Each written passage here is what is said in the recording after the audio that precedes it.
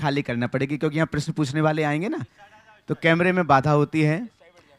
इस तरफ आ जाएं या फिर परम शांति विधायक श्री शांतिनाथ भगवान की, चिंतामणि श्री पार्श्वनाथ भगवान की, वर्तमान शासन नायक श्री महावीर भगवान की, 24 तीर्थंकर भगवंतों की, संत श्रोमणी 108 आचार्य गुरुवत श्री विद्यासागर जी महाराज की, पूज्य मुनि श्री प्रमाण सागर जी महाराज की, पूज्य मुनि श्री विराट सागर जी महाराज की। शंका समाधान के इस सत्र को सुखदेव आश्रम लाडनू राजस्थान से देख रहे सभी दर्शकों का और यहां पर उपस्थित समस्त श्रद्धालुओं का हार्दिक हार्दिक स्वागत एवं अभिनंदन है। बंधुओं, आपके जीवन में उठने वाली शंकाओं को आप प्रतिदिन समाधान के रूप में प्राप्त करते हैं। संत श्रोमणी 108 आचार्य गुरुवर श्री विद्यासागर जी महाराज के परम प्रखर मेधावी शिष्य पूज्य मुनि श्री प्रमाण सागर जी महाराज के मुखार बिंद से आज पुनः आप सबके लिए ये सौभाग्य है। हम चाहेंगे शंका समाधान के सत्र को हम प्रारंभ करें। उसके पूर्व यहां बैठे हुए सभी दर्शक अपने दोनों हाथ जोड़ करके महाराज श्री के चरणों में नमोस्तु करें, ताकि आपके लिए भी और जो इस कार्यक्रम को देख रहे हैं देश और दुनिया के लोग, उन सब के लिए भी महाराज श्री का मंगल आशीष प्राप्त हो सके। सभी लोग दोनों हाथों को जोड़ेंगे, महाराज श्री के चरणों में नमोस्तु करेंगे। हे महाराज श्री, नमोस्तु नमोस्तु नमोस्तु। आइए शंका समाधान के इस सत्र को हम प्रारंभ करें। उसके पूर्व आज गुणायतन परिवार से जुड़ रहे उदारमना दानदाताओं के नाम की घोषणा हम आपके बीच करने के लिए जा रहे हैं। अपेक्षा होगी उनके दान की अनुमोदना प्रशंसा करने के लिए जोरदार करतल ध्वनि से आप उनका सम्मान करेंगे। आज निर्माण निधि के रूप में ऑनलाइन जुड़ रहे हैं सुंदरी देवी जैन दीमापुर से जुड़ रहे हैं, जोरदार करतल ध्वनि से सम्मान करें। आज गुणायतन परिवार में विशेष रूप से जुड़ रहे हैं श्रीमान अशोक कुमार जी पहाड़िया, पिता श्री मानमल जी पहाड़िया, कोटा राजस्थान से। आपकी जोरदार करतल ध्वनि के बीच हम उनके लिए आमंत्रित कर रहे हैं, कृपया वे यहां पर पधारें। श्री अशोक कुमार जी पहाड़िया, पिता श्री मानमल जी पहाड़िया, कोटा राजस्थान से परिवार सहित पधारें। आपके जो भी परिवार के लोग हैं सभी को एक साथ लेकर के यहां पर पधारें। आपके सम्मान के लिए हम आवाज दे रहे हैं गुणायतन परिवार के शिरोमणि संरक्षक श्री अनिल जी दुर्गापुर से हमारे बीच हैं, पधारें। साथ ही गुणायतन के ही शिरोमणि संरक्षक श्रीमती सुशीला जी पाटनी, अशोक जी पाटनी, आर के मार्बल किशनगढ़ राजस्थान से हमारे बीच हैं, कृपया पधारें। साथ ही प्रदीप जी चूड़ीवाल जयपुर से हमारे बीच हैं, गुणायतन के ट्रस्टी हैं। आज जो नए गुणायतन परिवार में सम्मिलित हो रहे हैं उनके लिए मेमेंटो देकर के उनका सम्मान करें। आप जोरदार करतल ध्वनि से उनका सम्मान करेंगे।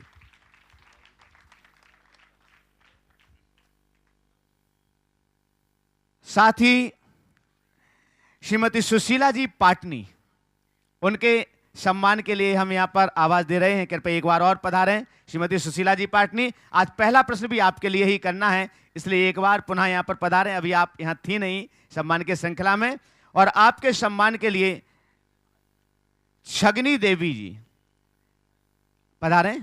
थोड़ा सीख श्रीमती छगनी देवी जी जैन लाडनू से पधारें। और सुशीला जी पाटनी, बंधु ये एक ऐसा व्यक्तित्व हैं, हमने दोपहर को भी आपसे कहा था, जो अहरनिश गुरु चरणों में ही लगे रहते हैं, उनकी सेवा वैयावृत्ति, और लगातार उसके साथ अपनी साधना भी वो करते रहते हैं, अपनी साधना से भी पीछे नहीं हटते हैं।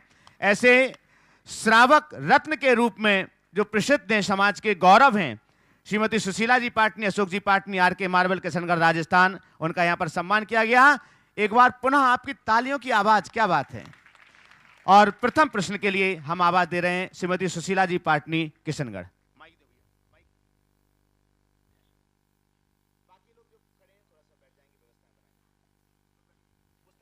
नमोस्तु महाराज श्री। मेरी शंका है कि अभी मैं कुंडलपुर बड़े बाबा के आचार्य श्री के सानिध्य में थी तो बहुत अच्छा लगा, और वहाँ अभी जो बड़ा प्रोग्राम होने वाला है महामस्तविजय का, तो महाराज जी उसमें कितने लोगों को जाने का मौका मिलेगा, कैसे पुण्य अर्जन करेंगे कि हम लोग जा सकते हैं, या कौन सा पुण्य नहीं करेंगे हम नहीं जा सकते हैं। तो महाराज जी इसके बारे में बस समझाइए कि हम जितने लोग बैठे हैं वो तो कम से कम बाबा के दर्शन भी करेंगे और आचार्य जी के दर्शन भी करेंगे। तो महाराज श्री इसके बारे में बताइए आप। आपने प्रश्न नहीं उठाया, एक प्रेरणा दी, और अच्छे योग की प्रेरणा सबको देना चाहिए। जीवन में अच्छे अवसर बहुत कम मिलते हैं। अच्छे अवसर मिलने पर अच्छे अवसर का लाभ उठाने वाले लोग और कम मिलते हैं। मैं ये कहना चाहूँगा, ये बहुत बड़ा सुयोग है कि गुरुदेव के सानिध्य में बड़े बाबा का मस्तकाभिषेक, बड़े बाबा की महिमा वो जानते हैं जिन्होंने बड़े बाबा की चरण छाया को थोड़ा भी नज़दीकी से पाया है। और फिर छोटे बाबा के सानिध्य में महामहोत्सव होने जा रहा है, जो एक लंबे अंतराल के बाद द्वितीय महामस्तकाभिषेक। 2001 में मस्तकाभिषेक हुआ था, उसके बाद 2016 में यह महामस्तकाभिषेक होने जा रहा है। 15 वर्षों के अंतराल के बाद ये महामस्तकाभिषेक अपने आप में एक अद्भुत घटना है। ऐसे अवसर को किसी को चूकना नहीं चाहिए। जिन जिन जीवों का भाग्य जागेगा वो निश्चित इसका लाभ उठाएंगे। आप भी अपनी पूरी तैयारी अपनी बना कर रखें कि ऐसे अवसर में कहीं मैं पीछे न रह जाऊं। मेरा जो भी हो सके मैं अपना ज़रूर लगाऊं। और एक बात और मैं कहने जा रहा हूं कि बड़े बाबा का जो मंदिर बनने जा रहा है वो विश्व का अद्वितीय मंदिर है। 1 लाख वर्ग फुट पर मंदिर का निर्माण हो रहा है, जिसमें 7 लाख घन फुट तो केवल पत्थर लगने वाला है। उसका अब इतना बड़ा परिसर 150 एकड़ की पहाड़ी और पूरे नीचे ऊपर की जगह को जोड़ लिया जाए तो लगभग 500 एकड़ का रकबा। इतने विशाल भूखंड पर इतना भव्य मंदिर, उसकी ड्राइंग और डिजाइन को आप देखेंगे तो आपका मन रोमांचित हो उठेगा। लोग अक्षरधाम को भी भूल जाएंगे जब बड़े बाबा की शरण में आएंगे। और उस बड़े बाबा के महामस्तकाभिषेक में आपका जो योगदान होगा वो योगदान होगा ही। अभिषेक तो एक दिन का होगा, लेकिन बड़े बाबा के मंदिर के निर्माण में आपका बहुत बड़ा उत्कृष्ट योगदान होगा, जिसे पीढ़ियां याद करेंगे। इसलिए इसमें कभी किसी को पीछे नहीं रहना चाहिए, अपनी मानसिकता को अभी से तैयार रखनी चाहिए। नमोस्तु महाराज श्री। आगे तैयार रहेंगे श्रीमती मनीषा जैन लाडनू, राजकुमारी मुस्कान पाटनी डीमापुर, प्रदीप जी छाबड़ा सीकर और अनिल जी दुर्गापुर। कल का उनका प्रश्न था, अनिल जी दुर्गापुर आएंगे। तब तक मैं बुला रहा हूं यहाँ पर रौनक कटारिया अहमदाबाद। ये बहुत सौभाग्यशाली बेटा है, जोरदार करतल ध्वनि से आचार्य श्री को अनेक बार आहार दे चुके हैं और हमेशा जहां भी सुशीला जी जाती हैं या जहां भी चौका लगता है तो निरंतर वह आहार चर्या में वहां पर रहते हैं और भी सौभाग्य प्राप्त करते हैं। रौनक कटारिया अहमदाबाद। नमोस्तु महाराज जी, नमोस्तु महाराज जी, नमोस्तु महाराज जी। महाराज जी मेरा प्रश्न ये है कि हम मैना सुंदरी कौन से तीर्थंकर के टाइम पे हुई थी?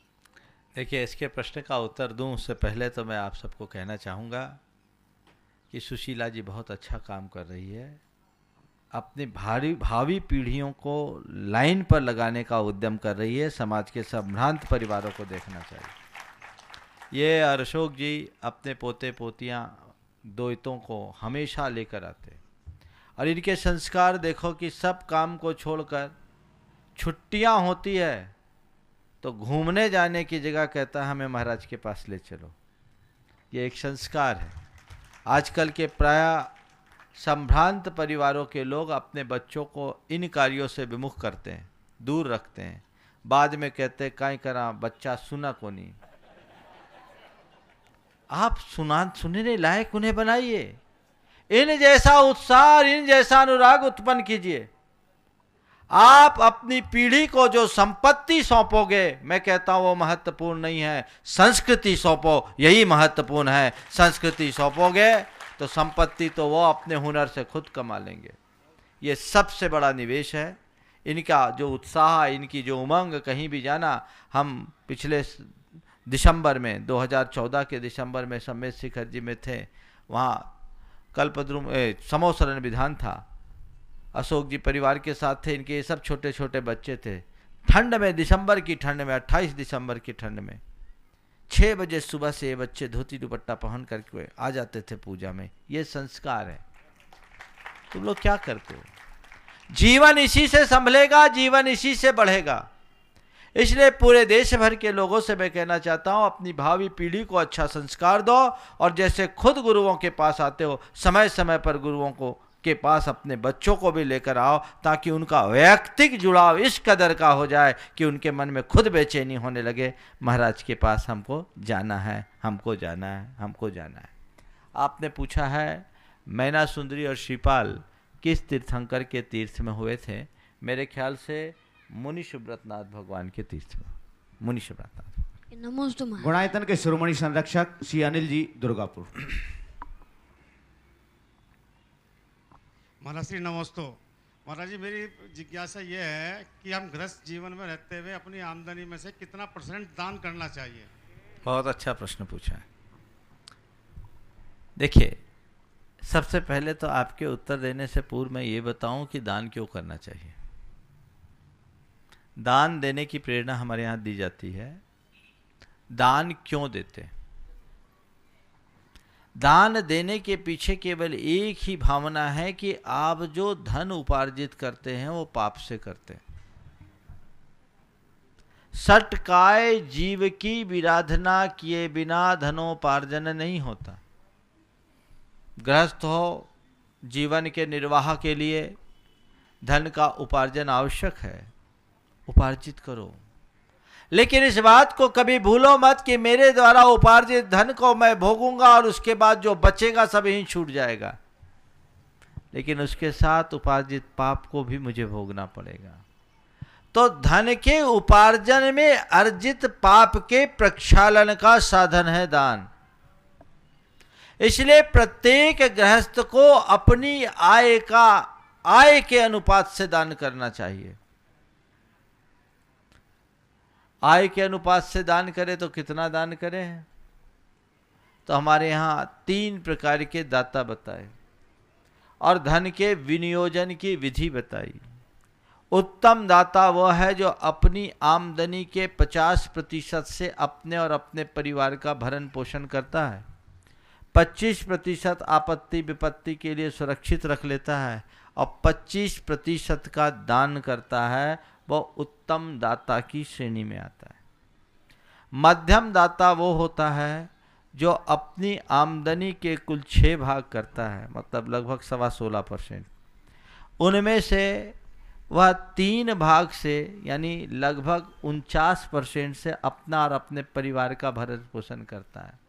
2 भाग आपत्ति विपत्ति के लिए रख लेता है, यानी लगभग 32-33% आपत्ति विपत्ति के लिए रख लेता है, और 1 भाग यानी 6वां भाग मतलब लगभग 16.25% दान में देता है। और जघन्य दाता वह है जो अपनी आमदनी के कुल 10 हिस्से करता है, उसमें से 60% से अपना और अपने परिवार का भरण पोषण करता है, 30% को सेविंग में रखता है आपत्ति विपत्ति के लिए, और 10% का दान करता है। यानी 1 रुपया तुमने कमाया तो 90 पैसे से ज़्यादा के उपभोग के तुम अधिकारी नहीं हो, 10 पैसा तो तुम्हें दान करना ही चाहिए। इससे कम दान देने वाला परमार्थ की दृष्टि से सही दाता नहीं कहलाता। इसलिए ये भावना भाव कि मुझे 10% का दान तो कम से कम करना ही है। यदि इतना कर लो तो कितनों का कल्याण हो जाए। नमस्ते महाराज।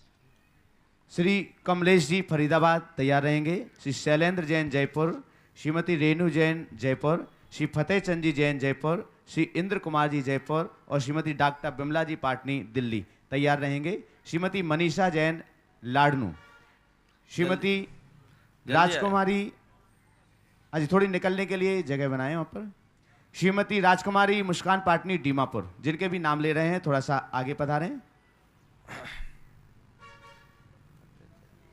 नमोस्तु महाराज जी, नमोस्तु महाराज जी, नमोस्तु महाराज। गुरुवर, एक ज्वलंत प्रश्न और उसके समाधान की अपेक्षा कर रहा हूं, और इस प्रश्न के माध्यम से मैं चाहता हूं कि हम सभी को आपका मार्गदर्शन मिले। 99% हम सभी लोग देखते हैं कि आजकल लड़कियों के साथ या महिलाओं के साथ किस तरह की स्थिति होती है। इसके बावजूद भी जब कभी स्थितियां आती हैं तो हर कोई, चाहे वो महिलाएं हों, चाहे जेंट्स हों, चाहे बुजुर्ग हों, सब लड़कियों को ही कुछ शिक्षा देते हैं। हमने कभी इस दृष्टिकोण को देखा नहीं, कभी इस ध्यान से समझा नहीं कि क्या हमें लड़कों को भी कुछ शिक्षा देने की आवश्यकता है कि जो इस तरह की कुरीतियां बढ़ रही हैं वो उससे कम हो जाएं। इसके बारे में कुछ निर्देश। बहुत अच्छी बात पर आपने ध्यान आकृष्ट किया है। देखिए, शिक्षा देने की जहाँ तक बात है, क्या लड़का हो या लड़की, हमें सभी को शिक्षा देने की आवश्यकता है, सभी को संस्कारित करने की आवश्यकता है। लड़कियों के प्रति ज़्यादा ध्यान इसलिए दिया जाता है कि लड़कियों के प्रति इनसिक्योरिटी की भावना ज़्यादा है। हमारी भारतीय समाज व्यवस्था के अनुसार लड़कों के प्रति लोग निश्चिंत रहते हैं, पर मेरी अवधारणा है कि आज लड़कों को भी ठीक ढंग से संस्कारित करने की आवश्यकता है। यदि हमारे समाज के लड़के संस्कारित हो जाएं, तो समाज की लड़कियां अपने आप सुरक्षित हो जाएगी।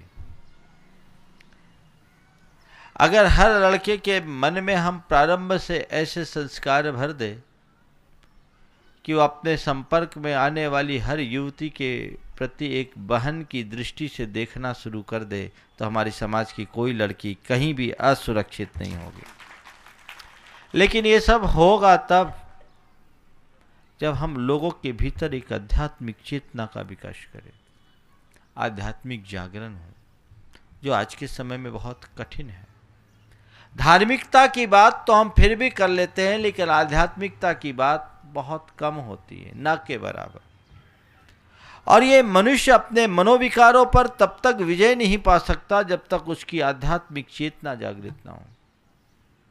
घर परिवार से एक आध्यात्मिकता का संस्कार प्रकट होना चाहिए, एक वातावरण निर्मित होना चाहिए, जिससे एक एक बच्चे के मन में वो पवित्रता आए। आज स्थिति इतनी भयानक हो गई है, बीभत्स कहूँ, कि भाई और बहन के रिश्ते की पवित्रता भी अब संदिग्ध हो गई, खंडित होने लगी। ये बढ़ते हुए अपसंस्कृतियों का दुष्परिणाम है। मेरे सामने ऐसे कई प्रकरण आए हैं, इसलिए मैं बोल रहा हूं, आपको पता नहीं है, मुझे पता है। मैं तो आप सबसे एक सलाह देना चाहूंगा कि आज के समय में 10 साल 11 साल से ऊपर हो जाने के बाद अगर सगी भाई बहन है तो एक कमरे में मत रखना। कई प्रकरण मेरे पास आए, एक नहीं अनेक। और चाचा और ताऊ के बेटे बेटी के बीच में तो शादी संबंध भी हो गए हैं। ये बड़ा विषम दौर चल रहा है। तो हमें पूरे परिवार में एक वातावरण बनाना चाहिए, एक आध्यात्मिक माहौल बनाना चाहिए। क्योंकि आज की शिक्षा की एक प्रणाली और आज का ये संपूर्ण वातावरण, सह शिक्षा और साथ मिलना बैठना और साथ में आज नेट के माध्यम से चैट करना और अन्य चीज़ों में जुड़ना, सारी तन्हाई लोगों को उपलब्ध कराता है और यही विकृतियों का मूल कारण है। इसके लिए हमें चाहिए कि हम अपने बच्चों को पढ़ने लिखने के लिए कहीं भेजें तो उसके पहले उन्हें अपनी सीमाओं का ज्ञान कराएं और उनके अंदर एक आध्यात्मिक संस्कार जगाएं, ताकि उनमें कोई भटकाव ना आए। नमोस्तु महाराज जी। नमोस्तु। श्रीमती रेणु जी जैन, जयपुर। श्रीमती डॉक्टर बिमला जी पाटनी तैयार है? हाँ। गुरुवर के चरणों में शत शत नमन। महर्षि आचार्य श्री से संबंधित ही एक प्रश्न है कि गुरु और शिष्य का एक अनोखा रिश्ता और बड़ा अलग रिश्ता होता है, और गुरु का आशीर्वाद तो हर भक्त के प्रति, अपने शिष्यों के प्रति एक समान होता है, लेकिन शिष्यों की भक्ति में कई बार थोड़ा सा अलग अलग समर्पण होता है। और एकलव्य का उदाहरण तो हम सबको मालूम ही है। तो जैसे क्षमा सागर जी महाराज जब कभी प्रवचन करते थे तो आचार्य श्री का नाम आते ही उनके आंखों में पानी आ जाता था। ऐसे ही सुधा सागर जी महाराज बहुत समय अंतराल के बाद जब आचार्य श्री के दर्शन करने गए तो उनकी आंखों से भी पानी बहता हुआ हमने देखा। आप भी 17 साल की उम्र में उनके प्रवचन सुनने के लिए गए तो आचार्य श्री के ही हो गए। आज भी जब कभी उनके विषय में कोई भी बात आती है तो आपके मुख के एक्सप्रेशन देखने लायक होते हैं। तो ऐसी उनमें कौन सी ऐसी शक्ति है जो अपने शिष्यों को अपनी ओर इतना अधिक खींचे हुए है? मुझे नहीं मालूम, पर मुझे इतना मालूम है कि कमल पर जब भी सूरज की किरणें पड़ती है कमल अपने आप खिल जाता है। वो शूर है हम कमल। नमस्ते महर्षि। श्रीमती डॉक्टर विमला जी पाटनी, दिल्ली। नमस्ते महाराज, गुरुवर के चरणों में सत नमन। मेरा प्रश्न है कि सामायिक चारित्र और परम सामायिक में क्या अंतर है? सामायिक चारित्र तो छठे गुण स्थान तक हो जाता है और परम सामायिक निर्विकल्प समाधि में होता है, शुद्धोपयोग में होता है, जो अगर देखा जाए तो श्रेणी के पहले नहीं होता। श्री शैलेंद्र जी जैन, जयपुर, आगे तैयार रहेंगे। फतेह चंद जी जैन, इंद्र कुमार जी जैन और ब्रह्मचारी डॉक्टर धर्मेंद्र भैया जी, जयपुर। थोड़ा पहले। नमोस्तु महाराज जी। हाँ। नमोस्तु महाराज जी। दान कई प्रकार का होता है, आहार दान, औषधि दान, अभय दान। आज हम आपसे आग्रह करने आए हैं कि मंदिर में अमृत कुंड अवश्य बनाएं।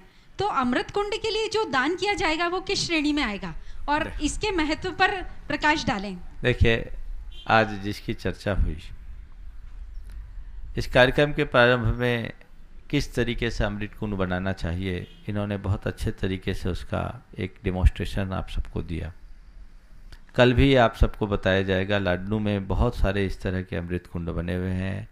यहाँ के युवकों ने उसको पूरी तरह से तैयार किया है, जिसकी डॉक्यूमेंट्री बन के आप सबके बीच आएगी।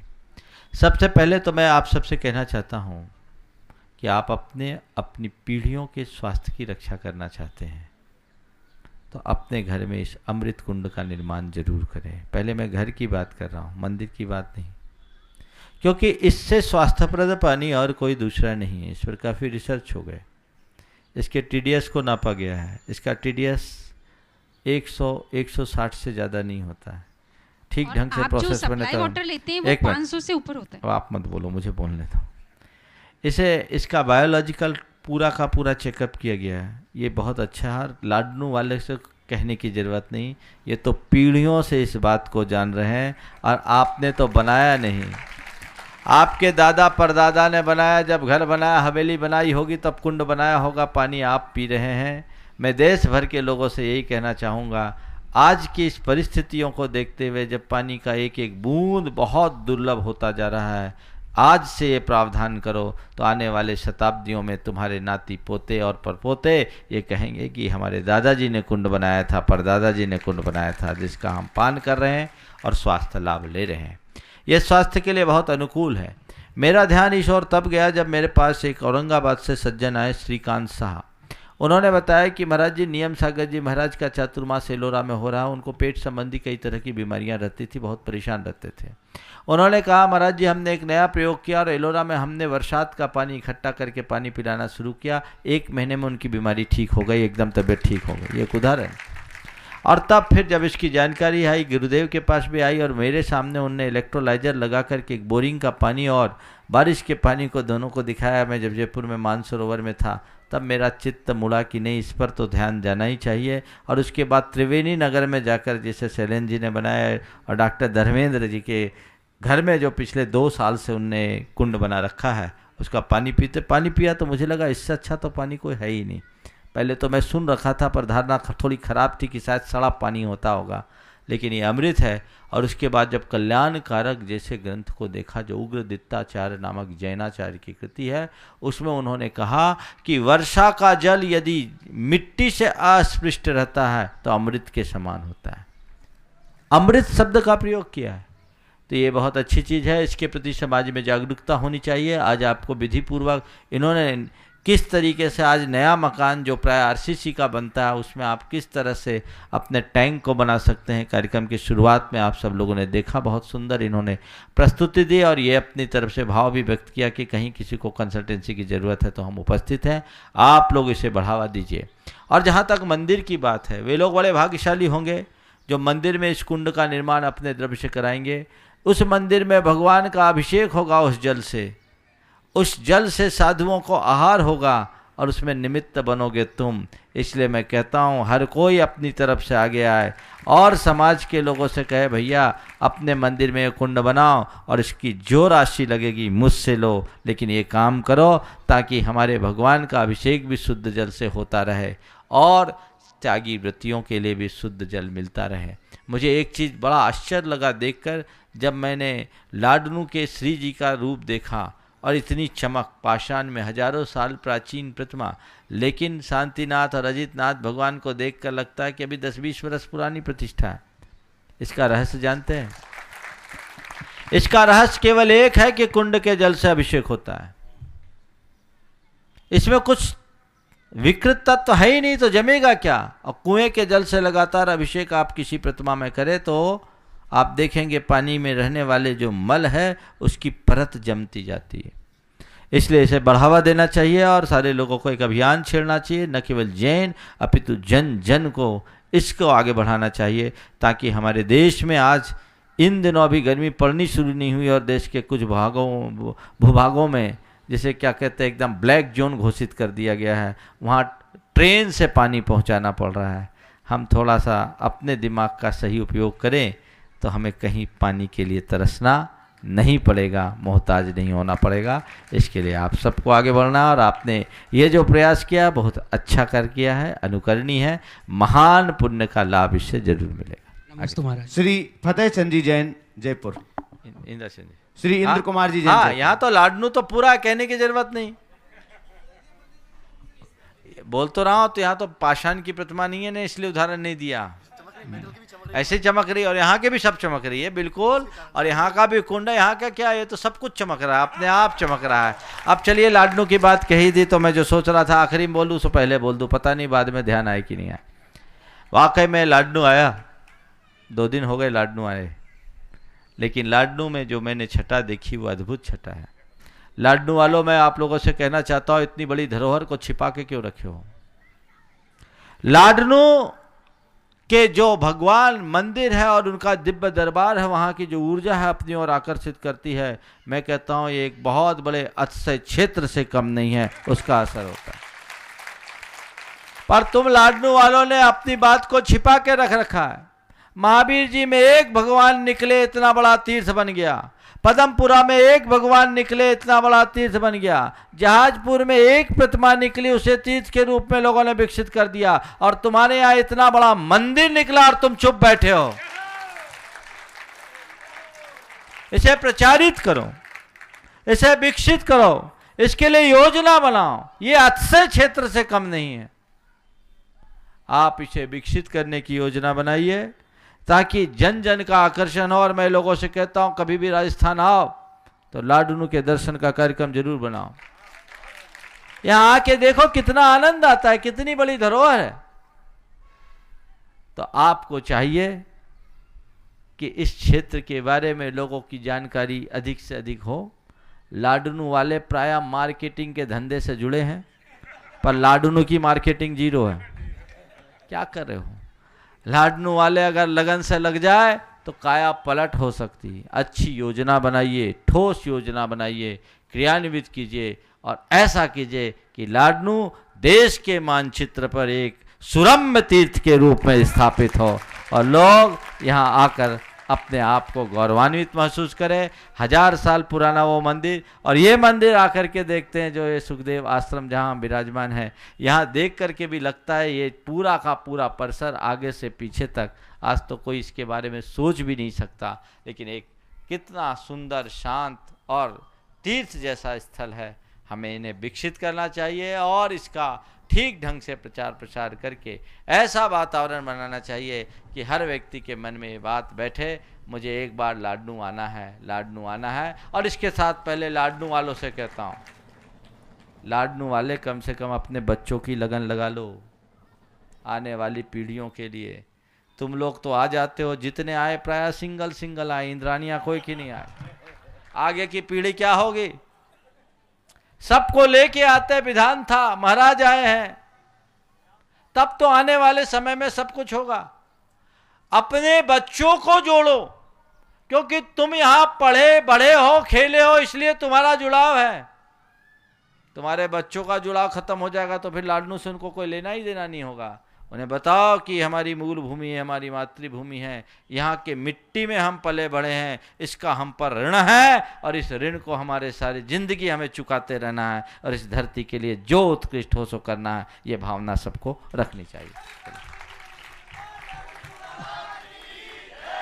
नमस्ते महाराज जी, मैं इंद्र कुमार जैन जयपुर से। महाराज जी, वर्तमान समय में संयुक्त परिवार प्राय लोप होते जा रहे हैं। अभी भी कुछ परिवार जो संयुक्त रूप में रह रहे हैं उनमें कैसे सामंजस्य बैठे 3 पीढ़ियों में, और वो कैसे धर्म के साथ जुड़े रहे हैं? मैंने कई बार बताया, देखो सहिष्णुता और उदारता जैसे गुण को अपना लो तो पीढ़ियाँ एक बनी रहेगी। और आपको क्या बताऊं, ये खुद एक उदाहरण है। इनके यहाँ 3 पीढ़ियाँ इकट्ठे, पिता पुत्र हैं, इनके पोते भी हैं और उनकी भी शादियाँ हो गई, सब एक चूल्हे में खाना खाते हैं। ये उदाहरण है। जैसे हमने कलकत्ता में देखा जेके मसाला का परिवार आज भी एकजुट है, 8 भाइयों का परिवार, एक चूल्हे में रोटी बनती है। तो अगर व्यक्ति चाहे तो सब कुछ हो सकता है।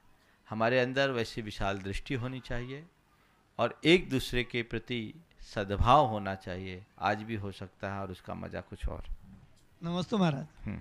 आगे ब्रह्मचारी डॉक्टर धर्मेंद्र भैया जी आगे तैयार रहेंगे। श्री महेंद्र जी पाटनी लाडनू, आशीष चोड़ीवाल लाडनू, कुमारी साक्षी जैन और महेंद्र सुशीला गंगवाल लाडनू, सिद्धार्थ बड़जात्या लाडनू।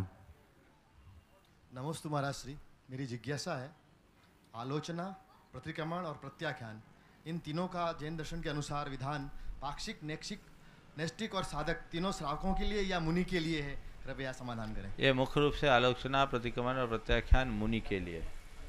श्रावक अपने भूमिका के अनुसार अभ्यास में कर सकता है। आगे महेंद्र जी पाटनी लाडनू, डॉक्टर सुमत जैन जयपुर। नमस्ते महाराज, महेंद्र पाटनी। मेरा प्रश्न है कि कोई भी मूर्ति का जो भी प्रतिष्ठित होती है सब में सूर्य मंत्र दिया जाता है, किंतु कोई मूर्ति अतिशयकारी हो जाती है, कोई मूर्ति अतिशयकारी नहीं होती है, तो इसके पीछे क्या लॉजिक है?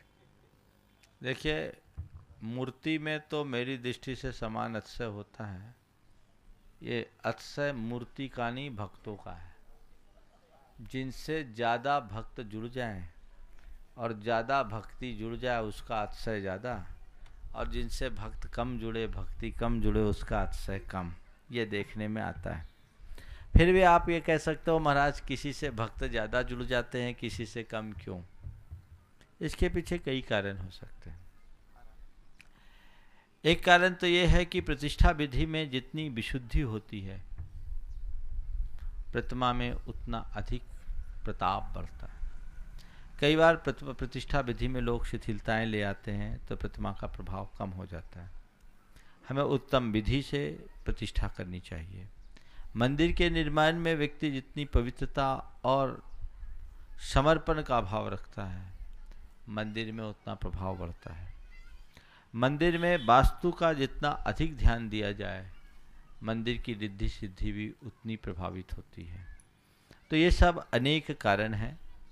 बाकी अब जो है सो है, इसके बारे में और क्या कहूँ। नमस्ते। आशीष चोड़ीवाल। नमस्ते महाराज जी।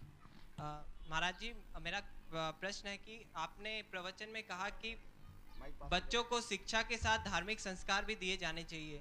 तो मेरा प्रश्न है कि धार्मिक संस्कारों में मुख्यतः किन बातों पर अधिक ध्यान देना चाहिए जो कि बच्चों के जीवन भर काम आ सके? संक्षेप में मैं कहता हूँ, बच्चों में 2 चीज़ें जगा दो, एक पाप भीरुता और दूसरी संवेदनशीलता। ये 2 बातें घटित हो गई तो उन्हें हमें कुछ कहने की ज़रूरत नहीं। पाप भीरुता यानी पाप से डर, और संवेदनशीलता यानी एक दूसरे प्राणियों के प्रति सद्भाव अपने आप हो गए, दूसरे के प्राणों का मूल्य समझने लगे। जो मनुष्य संवेदनशील होता है उसके अंदर दया करुणा की भावना अपने आप हो जाती है। वो व्यक्ति प्रेम और आत्मीयता की प्रतिमूर्ति बन जाता है। और जिस व्यक्ति के अंदर पाप से भय हो जाता है, भीति हो जाती है, वो अनाचार और दुष्कर्मों से अपने आप दूर हो जाता है। धर्म का ये मूल तत्व है। ये 2 चीज़ें अगर हमने अपने बच्चों के दिल दिमाग में प्रारंभ से बैठा दी तो उसका जीवन कभी नहीं भटकता। मैं आपको एक बात बताता हूँ, बच्चों के संस्कार कैसे होते हैं। एक 2.5 साल का बच्चा था, मेरे पास आया, उसके जेब में कैडबरीज थी, किसी ने गिफ्ट दी थी। घर में वो कभी कैडबरीज खाया नहीं था, एक संभ्रांत परिवार का बच्चा था, किसी ने गिफ्ट दी, जेब में लिए हुए था, मेरे दर्शन के लिए आया। मैंने देखा उसकी जेब में कैडबरीज। मैंने कहा बेटा इसके बारे में पता है तुझे, इसमें एग भी होता है। ये 1996 की घटना बता रहा हूँ, इसमें तो एग भी होता है। मेरी बात सुनी, बोला महाराज जी अभी आता हूँ। बाहर गया, तेजी से भागा। मुझे आश्चर्य हुआ कि बच्चा मेरी बात सुन के भाग क्यों रहा है, लेकिन बाहर गया। बाहर जाकर उसने उस कैडबरीज को फेंका, फिर मेरे पास आया, बोला महाराज जी आशीर्वाद दीजिए, अब मैं कैडबरीज कभी नहीं खाऊंगा। 2.5 साल का बच्चा, मैं अब कैडबरीज कभी नहीं खाऊंगा। मैंने पूछा तुम गए कहाँ थे? बोला महाराज उसको फेंकने गए थे। बोले क्यों? बोले महाराज जिसमें एग हो उसे जेब में क्यों रखूं? मेरी मम्मी ने कहा है कि हमें ऐसी गंदी चीज़ें नहीं खाना चाहिए। मुझे पता नहीं था, अंकल ने मुझे गिफ्ट दे दिया, इसलिए मैंने ले लिया। जो माँ अपने बच्चों को ऐसे संस्कार देंगी वो बच्चा कभी भटक नहीं सकेगा। तो 1996 और 2016 अभी वो बच्चा 22.5 साल का है और अभी भारत से बाहर जा कर के वो MS कर रहा है और अपने हाथ से रोटी बना करके खाता है और अपना जीवन आगे बढ़ाता है। तो आप अगर अपने बच्चों में प्रारंभ से ऐसे संस्कार डालोगे, निश्चित जीवन निहाल होगा। डॉक्टर सुमत जैन, जयपुर।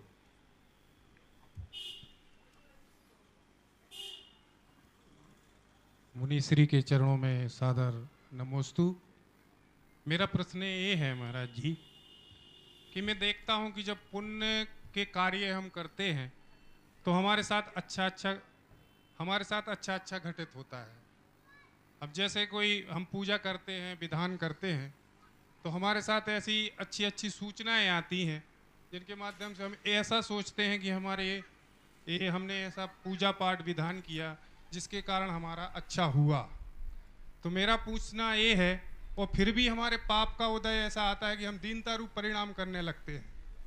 मैं ये पूछना चाहता हूँ कि जो हमारे पुण्य के संयोग से जो अच्छा हमारे साथ हो रहा है वो हमारे पूजा पाठ के कारण हो रहा है या हमारे पूर्व जन्म के संस्कार के कारण? देखिए, जीवन में जो कुछ भी घटता है उसका अंतरंग कारण तो हमारा शुभाशुभ कर्म का उदय, और जिसके जैसे शुभाशुभ कर्म के उदय होते वैसा परिणाम होता है। लेकिन धार्मिक कार्यों के करने के बाद जो हमारे अंदर शुभत्व घटने की जो प्रक्रिया बढ़ती, उसके पीछे 2 कारण। पहला कारण तो ये कि हम तत्काल भी पुण्य उपार्जित करके अपने जीवन को बदलते हैं, और दूसरा कारण जब हम धार्मिक कार्यों में संलग्न होते हैं तो हमारा आत्मविश्वास बढ़ जाता है। आत्मविश्वास बढ़ने से हमारे अंदर की विशुद्धि बढ़ती है, विशुद्धि बढ़ती है तो हमारे कर्म के लिए द्रव्यच्छेद काल भाव परिवर्तित हो जाता है। कर्म का द्रव्यच्छेद काल भाव परिवर्तित होता है तो उससे बहुत सारा अशुभ शुभ में परिवर्तित हो जाता है। इसलिए जब भी मन में खेद खिन्नता हो, अच्छे वातावरण में जाओ, अच्छे अनुष्ठान करो, जीवन में अवश्य बदलाव घटित होगा। महेंद्र सुशीला जी गंगवाल, लाडनू। आगे तैयार रहें। सिद्धार्थ बरजात्या, साक्षी जैन, रुचिका गंगवाल, सुरेश जी कासलीवाल और चांद कपूर जैन, लाडनू। जल्दी से आइए, एक पूछिए। नमस्ते महाराज जी, नमस्ते महाराज जी, नमस्ते। मेरा प्रश्न, हाँ बोलो। मेरी शंका ये है कि हम चारों प्रकार का आहार का त्याग लेते हैं और हमारे मुंह में अन्न के कण फंसे रहते हैं, बहुत कोशिश करने पर भी वो नहीं निकलते हैं, तो हमें दोष लगता है। इसका नियम कैसे लें? उसका एक ही उपाय, अन्न का कण फंसा रहे तो मौन हो जाओ, और जब अन्न ग्रहण करो, कुल्ला करो, उसके बाद मुख शुद्धि हो तो बोलो। बस यही उपाय है। कभी किसी का रात्रि का त्याग है, अन्न का कण फंस गया या त्याग के समय उल्टी हो गई, अब कुल्ला नहीं कर सकते, मौन हो जाओ, दूसरे दिन बोलो। सिद्धार्थ बढ़ जाते हैं। और 1-2 नाम बोलो। नमस्ते महाराज श्री। मेरा प्रश्न यह है, नमस्ते महाराज श्री। मेरा प्रश्न यह है कि मंदिर की वेदी में हम 1, 3, 5, 7, 9 के क्रम में प्रतिमा क्यों रखते हैं? 2, 4, 6, 8। ये मैं कई बार बता चुका हूँ। देखो, धार्मिक कार्य में हमेशा ऊन रखना चाहिए। ऊन इसलिए रखो कि जब भी तुम धर्म के क्षेत्र में आगे आओ तो लगो कि मेरा काम अभी ऊना है, पूरा नहीं हुआ, अगली बार आकर मुझे पूरा करना है। धर्म क्षेत्र में किया जाने वाला काम सदैव ऊन होना चाहिए, पूर्ण नहीं। समझ गए? इसलिए विषम संख्या में काम करते हैं। आगे तैयार रहेंगे श्रीमती संतोष जैन, रुचिका गंगवाल, सुरेश जी कासलीवाल, चांद कपूर जैन, अनिल जी पहाड़िया, जल्दी आइए। मनीषा जैन, विश्वभारती, थोड़ा सा जल्दी आ जाएं।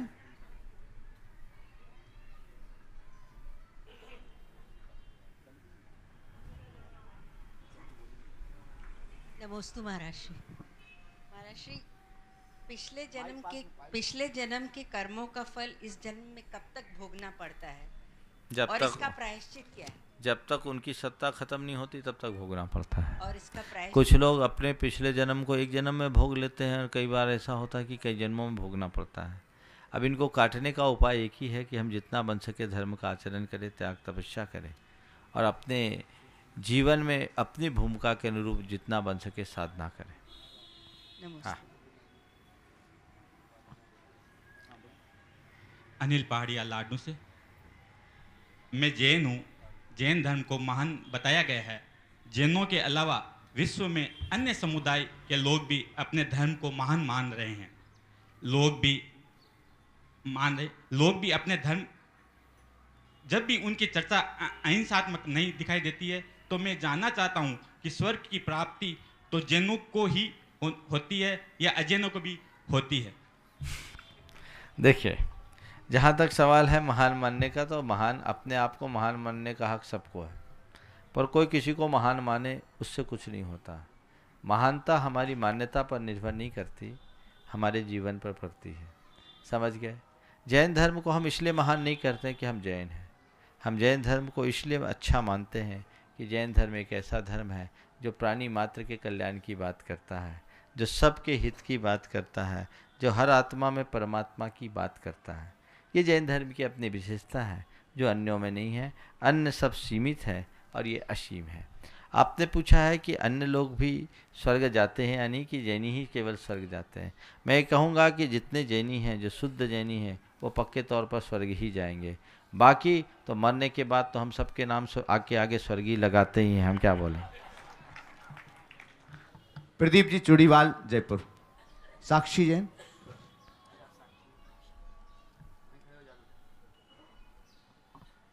नमोस्तु महाराज जी, मेरा प्रश्न यह है कि पूछो। नमोस्तु महाराज जी, मेरा प्रश्न यह है कि एक पिताजी के 2 बेटे होते हैं और अचानक से पिताजी बहुत बीमार हो जाते हैं, तो एक बेटा तो उन्हें हॉस्पिटल में डॉक्टर के पास ले जाना चाहता है और एक बेटा उन्हें त्याग करवाना चाहता है सब कुछ, तो किसको ज़्यादा पुण्य होगा? देखो, हॉस्पिटल में ले जाने वाला और गुरुओं के पास ले जाकर या उसे त्याग कराकर उसके जीवन को सुधारने वाला, दोनों में कौन ज़्यादा पुण्यवान है? जिसका ज़्यादा उपकार है। अस्पताल ले जाएगा तो घंटे 2 घंटे 2-4 दिन की पीड़ा मिटेगी, और त्याग तपस्या करके अगर ये देह छोड़ेगा तो भव की पीड़ा मिटेगी। किसने ज़्यादा उपकार किया? बोलो। हाँ, करने वाले। भव की पीड़ा मिटाने वाले ना। तो समझ लो, हम किसी की चिकित्सा कराएं तो भव की चिकित्सा कराएं, तन की नहीं। तन तो एक सीमा के बाद छूटने ही वाला है।